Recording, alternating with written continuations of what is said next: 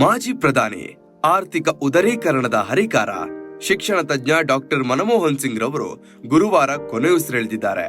1932ರ September 26ರಂದು ಈಗಿನ ಪಾಕಿಸ್ತಾನದ ಗುಹಾನಲ್ಲಿ ಜನಿಸಿದ್ದು doctor Singh 2004ರಿಂದ 2014ರವರೆಗೆ ಭಾರತದ ಪ್ರಧಾನಮಂತ್ರಿಯಾಗಿ ಸೇವೆ ಸಲ್ಲಿಸಿದ್ರು. ಭಾರತೀಯ ರಾಷ್ಟ್ರೀಯ ಕಾಂಗ್ರೆಸ್ ಸದಸ್ಯರಾಗಿದ್ದ ಮನಮೋಹನ್ ಸಿಂಗ್ ಭಾರತದ ಮೊದಲ ಸಿಖ್ ಪ್ರಧಾನಿಯಾಗಿದ್ರು. ದೀರ್ಘಕಾಲದ ಅನಾರೋಗ್ಯದಿಂದ ಬಳಲುತ್ತಿದ್ದ ಡಾಕ್ಟರ್ ಸಿಂಗ್ ಗುರುವಾರ ಚಿಕಿತ್ಸೆ ಫಲಿಸದೆ ಇಹಲೋಕ ತ್ಯಜಿಸಿದ್ದಾರೆ.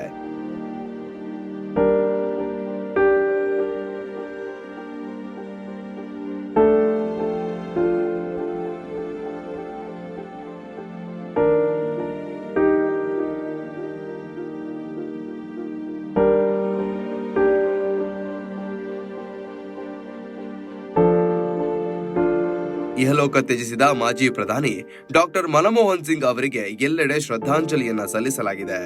ಪ್ರಧಾನಿ ನರೇಂದ್ರ ಮೋದಿ, ಕಾಂಗ್ರೆಸ್ ಸಂಸದೀಯ ಪಕ್ಷದ ಮುಖ್ಯಸ್ಥೆ ಸೋನಿಯಾ ಗಾಂಧಿ, ಸಿಎಂ ಸಿದ್ದರಾಮಯ್ಯ, ಮಾಜಿ ಪ್ರಧಾನಿ ಎಚ್.ಡಿ. ದೇವೇಗೌಡ, ಎಚ್.ಡಿ. ಕುಮಾರಸ್ವಾಮಿ ಸೇರಿದಂತೆ ಸಾಕಷ್ಟು ರಾಜಕೀಯ ಗಣ್ಯರು ಅಗಲಿದ ಜೀವಕ್ಕೆ ಶ್ರದ್ಧಾಂಜಲಿಯನ್ನು ಸಲ್ಲಿಸಿದ್ದಾರೆ.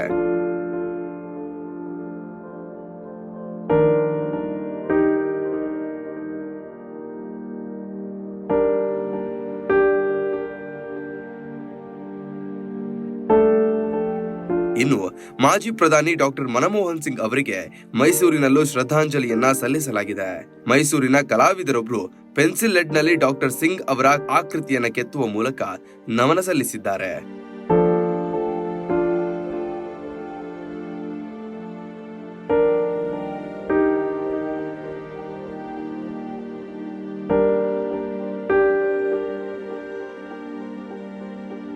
ಹೌದು, ಮೈಸೂರಿನ ಕಲಾವಿದ ನಂಜುಂಡಸ್ವಾಮಿ ಪೆನ್ಸಿಲ್ ಲೆಡ್ನಲ್ಲಿ ಡಾಕ್ಟರ್ ಮನಮೋಹನ್ ಸಿಂಗ್ ರವರ ಆಕೃತಿಯನ್ನು ಅರಳಿಸಿ ಅಗಲಿದ ಚೇತನಕ್ಕೆ ನಮನ ಸಲ್ಲಿಸಿದ್ದಾರೆ.